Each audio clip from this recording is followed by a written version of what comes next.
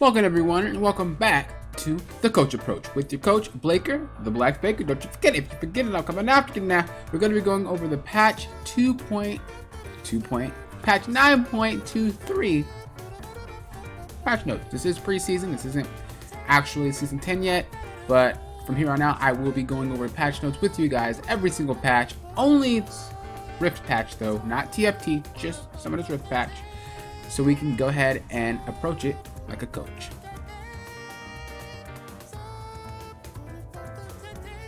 All right, let's get started. So we do have new elemental rift changes. Now, I'm not going to go over those specifics because I for sure know you guys know. If you guys don't know, you guys should know. So I'm not going to go over what happens when you get what specific dragon and anything like that. We're just going to go over the stuff that actually like affects changes in terms of like numbers and things like that. So let's start off with the elemental dragons. So there is a soul for each dragon.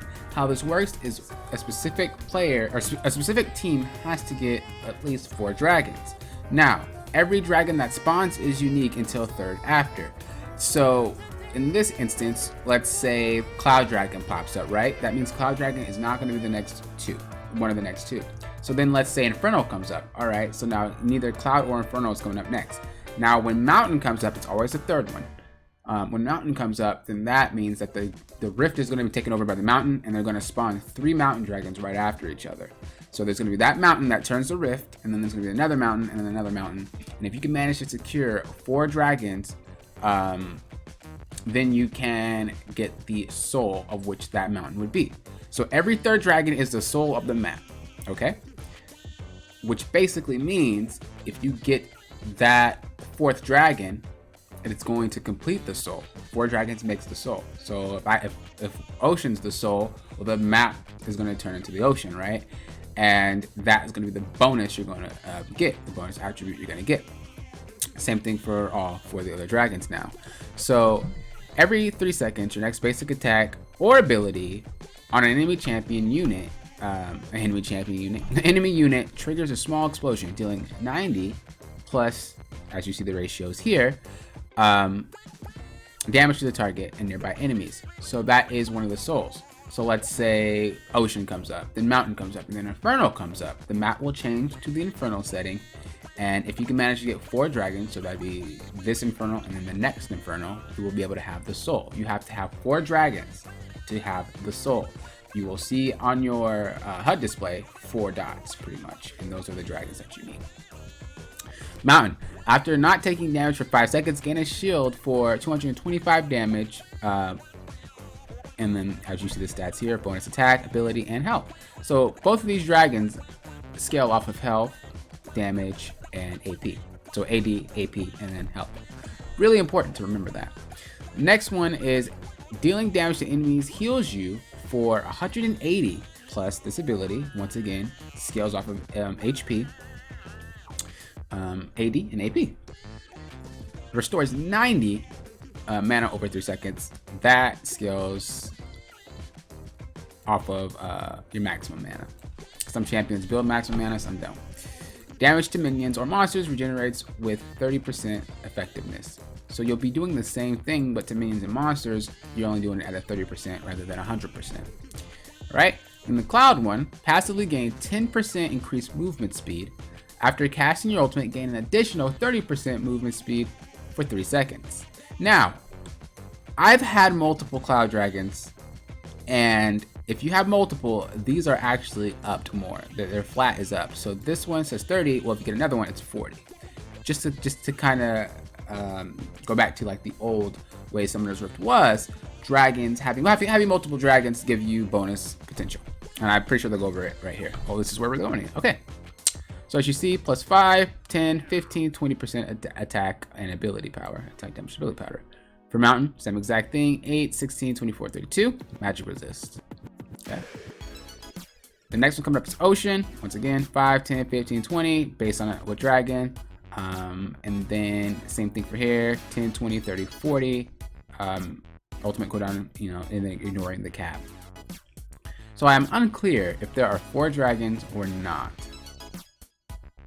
I'm gonna assume that 4th dragon is considered the soul. So I think you can get 3 dragons of each only.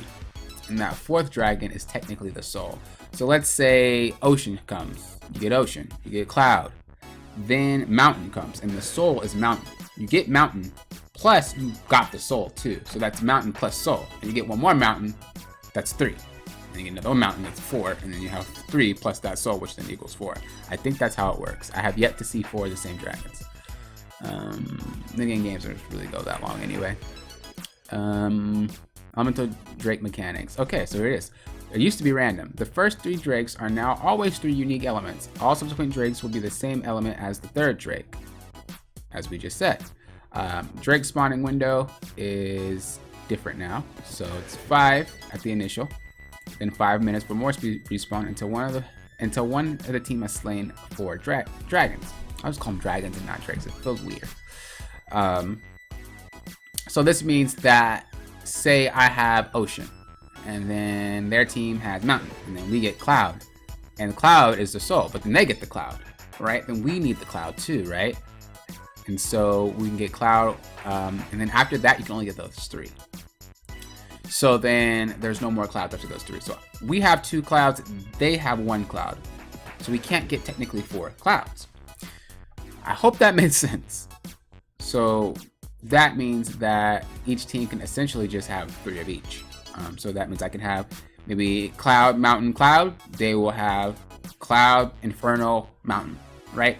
But one of the team has to get all 4 dragons. Has to get 4 dragons each to get the soul.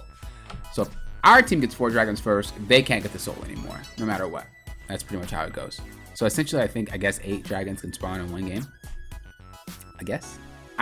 Games would be way too long for that to happen.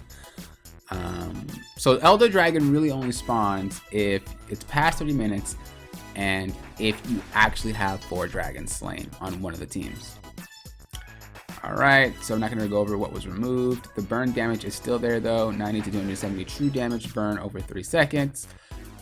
Damaging an enemy at less than 20% HP causes them to die in an Elder implosion. Oh, implosion. Immolation. Implosion. After 0.5 seconds. So they just automatically die. Elder Immolation can't execute enemies through invulnerability effects like Zonia's or undying effects like Kindred's are. So pretty much you get them low enough to explode. Well, they don't explode, but Elder comes out and hits them. It's a little visual effect. The buff duration lasts longer, so it's a hit 180 seconds, or it just goes away after you die. And then the spawn rules 6 after one of the team kills their 4th elemental dragon. So 6 minutes after they kill the 4th elemental dragon, and then every elder dragon after is 6 minutes after. Baron buff timer lasts less than it did before, so 180 seconds. These are just quality like visuals. So top lane. So there is a Rift Herald that spawns, and it can spawn twice actually. So it spawns at 6 minutes, and then it will take. It's not spawn at 6. I'm trolling. It spawns at 8 minutes, and then it will take 6 minutes to spawn again. So if you kill it, it's gonna take 6 minutes to respawn.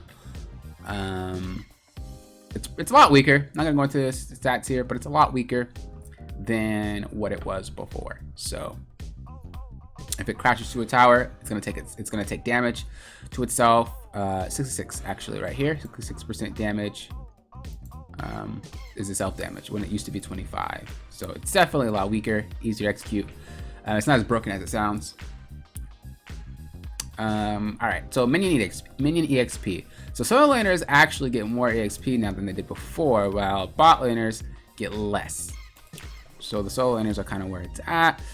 Turret plating now has more resistance based on the plates. Not really too much to worry about there. Melee regen increase, range regen decrease. So this is basically saying if you're a range user, the effects are 66% effective rather than 100%, which might not concern you. But if you're an ADC player and you want to go Doran Shield, you know it's cut down, which then might not make you want to get it anymore. Jungle pacing. Alright, catch up EXP is no longer a thing. I'm actually really happy about that. That is really something that shows which jungler is better. Before what would happen is a jungler would go for a gank, maybe fail it, whatever, go for another gank, and then just even if his camps got taken, go get some camps, and then the catch-up EXP would boost their EXP. So then they would be kind of even with the other jungler, which should not be a thing. So I'm glad that's removed. It's actually making players think about what they need to do, and if they fail it, they're going to be really, really behind. Before it was more of a if the other jungler knew how to take advantage of you, you'd be behind. But right now, it is definitely any jungler can take advantage of you, and you'll be behind. All right, camp timers. Now small camps give you visual timers. Instead of 150 seconds, they now spawn at 120 seconds after, which is really good. And then they have, like I said, the timers there. Really, really important. Really good at tracking the spawn timers, and really good at just having you there when it's about to spawn. I really think that was really good for us. I can confirm that if you don't see it die, you're not going to see it spawn. It only happens for blue buffs, dragons, and barons. At least that's what I've been noticing. I don't know if that was intentional. Preseason still has bugs. Krugs now give less EXP and less gold. Merkwolves gets less EXP, less gold. Gromp gets more EXP, less gold. And then Raptors give less EXP and less gold. So they're really taking it down. The reason they did that, though, I think, is because the simple fact is that they're respawning faster. You don't want it to be a lot of EXP, a lot of gold, and then it responds quicker. They could just power from the jungle and just crap on everybody, right? You don't want that, so not necessary. Lethality items. So AD increased, blackout removed. Basically, this is just saying that the damage is increased, but the blackout, which is the thing that activates when you're on wards, is removed. So there's no more of that. Pretty much everything else is the same. Ghostblade, the active is just what changed, and you will now ignore units, meaning you can run through minions or champions. You will ignore collision. You're not going to be like stuttering or going around. Edge of Night, pretty much what this is the same. Essentially, the only difference is that instead of activating the Banshee's Veil, technically the spell shield, it's just already there, kind of like Banshee's Veil. So you don't have to activate it.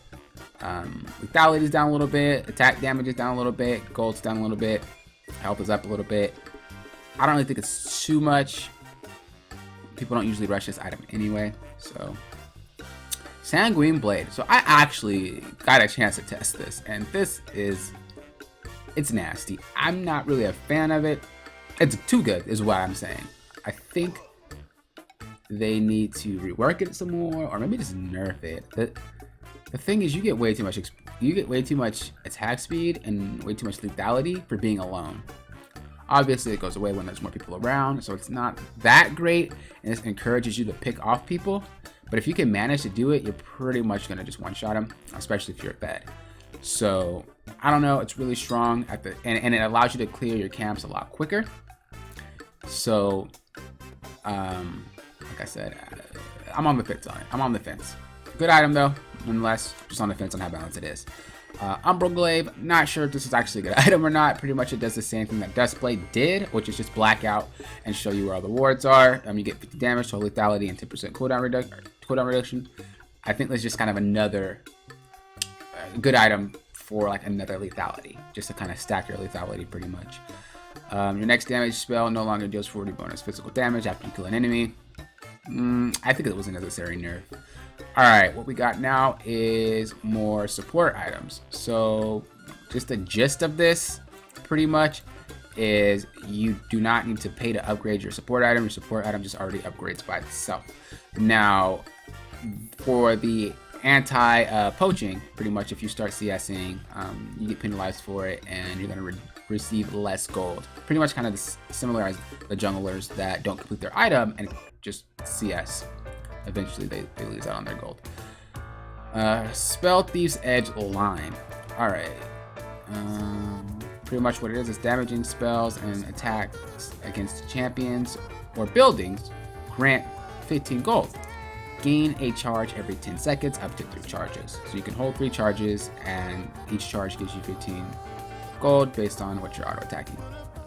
So Spell Thief's Edge is now 400 gold. I think it's already been 400 gold at the start, right? As far as what's added is health. No more mana regen, but it does give you HP. This means that you can be a little bit more tanky. 10 HP is a lot actually early than it actually seems.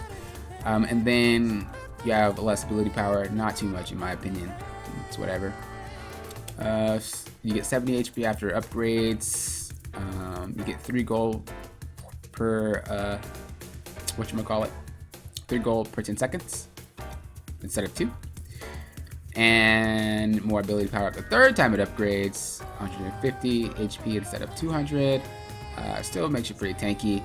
Really good ability power on it, and you're able to place wards. You're able to place wards on the Frostfang. Next one is attack, damage, health, and tribute. So pretty much with this one, damaging spells and attacks against champions or buildings grant 15 gold. Pretty much the same exact thing. I think all of them have that.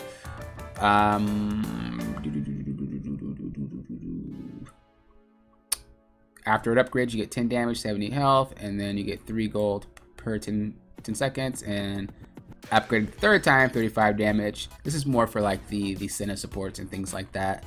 Not really for anything else. This is more for like the healers and shielders or mages, not really for anything else. And then as far as this one goes, health, ability power, and spoils of war. While nearby an ally, basic attack executes minions below 50% of their max HP. So pretty much this is just Targons. Relic shield, you get ability power. You get 2 gold per 10 seconds. After it upgrades, 10 ability power, 100 HP, 3 gold. Spoils of war is the same exact thing. And then after you upgrade it again, you get 300 health and 40 AP. So this is really just more for the tankier supports, I feel. So this is for tankier supports. This is for damaging supports, and this is for ability powered supports. That's pretty much where I think that lies. Obviously, it could definitely be interchangeable, but that's just what I think. And then this one is health, attack, damage, and spoils of war. So I think this is the tanky version. Same exact thing. I'm not gonna really go too much over it or in depth, but I think if your champion is more on the AD tank side, like Pyke, you could definitely go with this one. Pyke can go obviously with this one, but just so I can explain it, let's say you want to be a tanky Pyke, you would go with this one, right? Let's see if you want to be a tanky. What's tanky and goes AP? Maybe if you want to be a Soraka. Soraka I know isn't tanky, but you can pass because you can be tankier with this one. Like I said, AD here, AP here. So AP, AD, AP Bruiser, AD Bruiser. This is pretty much how you would want to go. For now, this is what I see for now. All right, Shirelia's. Actually, I really like it. So healing and shield, 10% more, 10% more power to it. And then health regain, 100%. Really good item, I think. It's also cheaper. Basically, this is just the old talisman. You would press it, you'd make everybody go faster. This is pretty much what it is. Grant your allies within 1,000 range, 40% movement speed bonus. Really, really cool item, I think. And I hope I see a lot of play with that. Energized and crit items. Damage from energized effects now stack rather than choosing the highest damage source. Energized charges. Holy shit. Energized charges from moving increased by 20%. Charges from attacking reduced by 50%. Energized effects now always work on turrets. So they didn't really always work on turrets. Really only the rapid fire cannon did. So what they're adding to this is critical strike, lowering the damage of it, lowering the attack speed of it. The energized damage is higher. I'm actually liking this. I like it. Definitely good. Definitely good. Rapid fire cannon. Only thing lowered is the energized damage. Static shiv. The lightning can no longer critically strike. Kind of hurts it also, I believe. Shiv lightning bounces to 7 people rather than the 5. So that's pretty cool. And then the cost of shard is higher. The energized damage is higher though. When the gloves are removed, the cloak is now higher critical chance, and the zeal now costs more, I believe. Yep, it costs more. Critical strike chance is higher. Attack speed is lower. And then Phantom Dancer just costs more gold. These are the removed items: Shojin, Portal, Omwrecker, Raptor's Cloak. I don't really have much to say about that. It wasn't really that much. Kleptomancy got removed. Omni Stone is now a thing. Pretty much basically it cycles through all the runes available for your specific champion. As That's pretty much all I gotta say about it. Dark Harvest Souls persist after you get a different keystone and affect all of your keystones. Grasp of the Undying Cells persist after you get a different keystone too. Conquer, true damage is now removed. Pretty much at full stacks, Conquer heals you for 50% of damage you deal. Maximum stacks of it is now 10 instead of 5. 2 per ability hit or melee basic attack, and then 1 per ranged attack. Stack duration is 8 seconds for all range and melee. I think that'd be pretty good on a ranged character. And your adaptive force that you get is actually more. All right. Aftershock resistances got reduced. The scaling of it is higher. Damage is higher. Cooldown is lower. Really good fix, I think, in my opinion. Presence of Mind just now restores your mana and your energy and increases your mana and energy by a maximum %. Nimbus Cloak, now instead of proccing off of ults, it only procs off of spells. So like Flash, Ghost, Smite, it procs off of that. Still playing around with that. I don't really know how that's going to be. And then Senna, this is just kind of ARAM stuff. That's pretty much it. So thank you guys for watching. I appreciate it. Thank you guys for being able to approach patch notes like a coach. I hope to see you guys next time on the Coach Approach. If you have anything else to ask me, let me know in the comments below. Thank you guys for watching. The Coach Approach.